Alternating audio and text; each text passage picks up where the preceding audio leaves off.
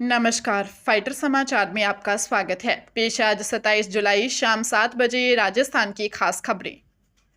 इस साल की श्री अमरनाथ यात्रा के दौरान अब तक 4 लाख से ज्यादा श्रद्धालु अपनी यात्रा पूरी कर चुके हैं और 4,14,000 से अधिक भक्तों ने पवित्र गुफा में बाबा बर्फानी के दर्शन कर लिए हैं, जिससे उन्होंने भगवान शिव का विशेष आशीर्वाद बताया है। हाल ही में हुई भारी बारिश के बाद यात्रा मार्गों पर चल रहे मरम्मत और बहाली कार्यों की उच्च स्तरीय समीक्षा करते हुए उपराज्यपाल मनोज सिन्हा ने अधिकारियों से भूस्खलन संभावित संवेदनशील क्षेत्रों में तेजी लाने और माउंटेन रेस्क्यू टीमों को मजबूत करने के सख्त निर्देश दिए हैं। वर्तमान में खराब मौसम की आशंका के बावजूद बालटाल मार्ग से यात्रा सुचारू रूप से जारी है, जबकि भारी बारिश से नुकसान के कारण पहलगाम मार्ग पर मरम्मत कार्य पूरा होने तक यात्रा को फिलहाल स्थगित रखा गया है। देश के सरकारी स्कूलों के बच्चों में पढ़ने की आदत विकसित करने के लिए शिक्षा विभाग द्वारा 29 जुलाई से 16 जनवरी तक मिशन पढ़ो राजस्थान के तहत रीडिंग प्रमोशन कैंपेन चलाया जा रहा है, जिसका शुभारंभ गुरु पूर्णिमा पर मुख्यमंत्री व शिक्षा मंत्री की उपस्थिति में रीड ए थॉन के जरिए होगा, जिसमें प्रदेश के सभी स्कूलों में विद्यार्थी, शिक्षक और अभिभावक एक साथ बैठकर पुस्तकें पढ़ेंगे। हर दिन पढ़ें, हर दिन बढ़ें थीम पर आधारित इस अभियान के तहत कक्षा 1 से 8 तक के बच्चों की पठन क्षमता का आकलन कर उनकी योग्यता के अनुसार 4 अलग अलग समूह बनाए जाएंगे, जिनमें गीत, बाल कविताएं, मुखर वाचन, निबंध और समूह चर्चा जैसी गतिविधियां करवाई जाएंगी। इस दौरान 8 सितंबर को अंतर्राष्ट्रीय साक्षरता दिवस पर स्टोरी मेला, 21 नवंबर को मेगा पीटीएम और 16 जनवरी को निपुण मेले के साथ इस महत्वपूर्ण अभियान का समापन किया जाएगा।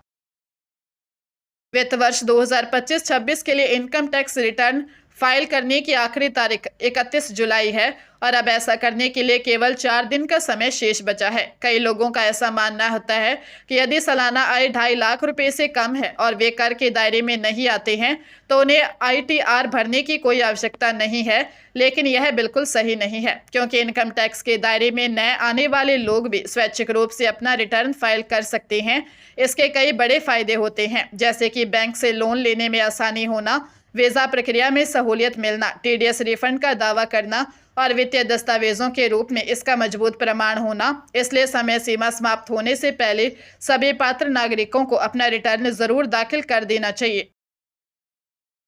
अमृतसर में मसालों के कारोबार में निवेश कर मोटा मुनाफा दिलाने का झांसा देकर 11,02,500 रुपए की साइबर ठगी का मामला सामने आया है। वृंदावन गार्डन निवासी कारोबारी निमेश कपूर ने रिपोर्ट दी कि कोलकाता निवासी आरोपी नवीन कुमार कौशल ने उन्हें स्पाइस ट्रेंडिंग में पैसे लगाने पर शानदार रिटर्न का भरोसा दिया, जिसके बाद उन्होंने झांसे में आकर आरोपी के बताए गए खातों में 11,02,500 रुपए ट्रांसफर कर दिए और जब तय समय पर न तो मुनाफा मिला और न ही मूल राशि वापस लौटाई गई, तब ठगी का एहसास होने पर पीड़ित ने तुरंत इसकी शिकायत अमृतसर के साइबर क्राइम थाना पुलिस को दर्ज करवाई। पुलिस ने त्वरित कार्रवाई करते हुए आरोपी नवीन कुमार कौशल के खिलाफ धोखाधड़ी और आईटी एक्ट की प्रासंगिक धाराओं के तहत मामला दर्ज कर लिया है और अब इस पूरे साइबर फ्रेश के नेटवर्क का पता लगाने के लिए आगे की गहनता से कानूनी जांच शुरू कर दी है। राजकीय विद्यालयों में नामांकन बढ़ाने के लिए हर साल लाखों रुपए खर्च किए जाने के बावजूद स्थिति चिंताजनक बनी हुई है, क्योंकि पिछले 6 वर्षों में सरकारी स्कूलों में कुल नामांकन 98,96,349 से घटकर 79,52,674 पर आ गया है, जिससे इस अवधि में 19,43,676 विद्यार्थियों ने सरकारी स्कूलों से दूरी बना ली है। हालांकि राहत की बात यह है कि पिछले सत्र की तुलना में इस बार नामांकन में 8.76% की बढ़ोतरी दर्ज की गई है, लेकिन वर्ष 2021-22 के आंकड़ों के मुकाबले यह अभी भी 24.44% कम है। अधिकारियों का मानना है कि गैर शैक्षणिक कार्य, शिक्षकों की कमी और निजी विद्यालयों की बढ़ती लोकप्रियता इस गिरावट के मुख्य कारण है, जिसके समाधान के लिए भविष्य में और अधिक प्रभावी प्रयास किए जाएंगे। पलवल में ऑनलाइन शेयर ट्रेडिंग के नाम पर साइबर ठगी का बड़ा मामला सामने आया है, जिसमें न्यू कॉलोनी निवासी 38 वर्षीय किशन सिंह को भारी मुनाफे का लालच देकर 16 लाख रुपए की चपत लगा दी गई। साइबर क्राइम थाना पुलिस के अनुसार आरोपियों ने एक व्हाट्सएप बिजनेस ग्रुप में जोड़कर खुद को सेबी मान्यता प्राप्त कंपनी का विशेषज्ञ बताया और फर्जी ऐप डाउनलोड करवाकर 300% तक रिटर्न का झांसा दिया। पीड़ित का बैलेंस 59 लाख रुपए दिखाने के बाद जब उसने 50 लाख निकालने चाहे तो ट्रांजैक्शन फेल हो गया और ठग्गों ने 20% सर्विस फीस के रूप में 8 से 10 लाख रुपए और मांगे। पीड़ित ने 8 से 17 जुलाई के बीच अपने खातों से 4 किश्तों में कुल 16 लाख रुपए ट्रांसफर किए थे, जिसके बाद ठगी का एहसास होने पर साइबर थाना पुलिस ने मामला दर्ज कर जांच शुरू कर दी है।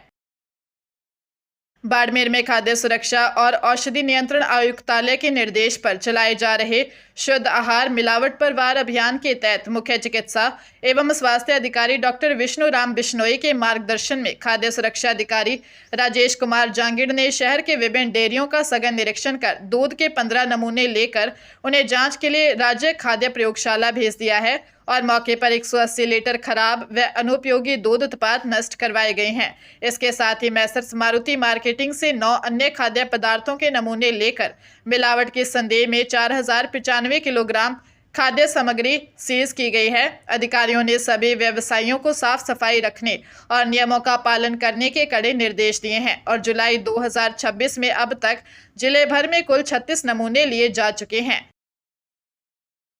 अजमेर के पीसांगन थाना क्षेत्र में किसान मुकेश रावत की हत्या के मामले का खुलासा करते हुए पुलिस ने मृतक की पत्नी विमली को उसके प्रेमी गोपाल रावत और साथी राजेश के साथ गिरफ्तार कर लिया है, जो अवैध संबंधों के चलते रची गई एक खौफनाक साजिश साबित हुई। 23 जुलाई की रात बड़े भाई राजेश रावत द्वारा दर्ज करवाई गई रिपोर्ट के बाद जब पुलिस ने तकनीकी साक्ष्यों के आधार पर जांच की तो पता चला कि आरोपी पत्नी ने ही पति को रास्ते से हटाने के लिए प्रेमी को घर बुलाया था, जहां बच्चों को दूसरे कमरे में बंद कर पत्नी और प्रेमी ने इस सनसनीखेज वारदात को अंजाम दिया, जिससे पूरे इलाके में भारी आक्रोश फैल गया और पुलिस अब 3 आरोपियों से गहन पूछताछ कर रही है। कॉलेज शिक्षा आयुक्तालय ने शैक्षणिक सत्र 2026-27 का अकादमिक कैलेंडर जारी कर दिया है, जिसके तहत प्रदेश के सभी राजकीय महाविद्यालयों में 1 जुलाई से नए सत्र का शुभारंभ होकर नियमित कक्षाएं शुरू हो चुकी हैं। जारी कैलेंडर के अनुसार सितंबर के द्वितीय सप्ताह में विषम सेमेस्टर की मिड टर्म परीक्षाएं आयोजित की जाएंगी तथा इसी अवधि में परीक्षा के आवेदन पत्र भी भरे जाएंगे। अक्टूबर के दूसरे व तीसरे सप्ताह में खेलकूद और सांस्कृतिक गतिविधियां होंगी, जबकि 18 से 20 अक्टूबर तक दशहरा और 6 से 12 नवंबर तक दीपावली का अवकाश रहेगा। इसके अलावा नवंबर में विषय सेमेस्टर की प्रायोगिक व सैद्धांतिक परीक्षाएं तथा 1 दिसंबर से सम सेमेस्टर की कक्षाओं की शुरुआत होगी। साथ ही 25 से 31 दिसंबर तक शीतकालीन अवकाश निर्धारित किया गया है।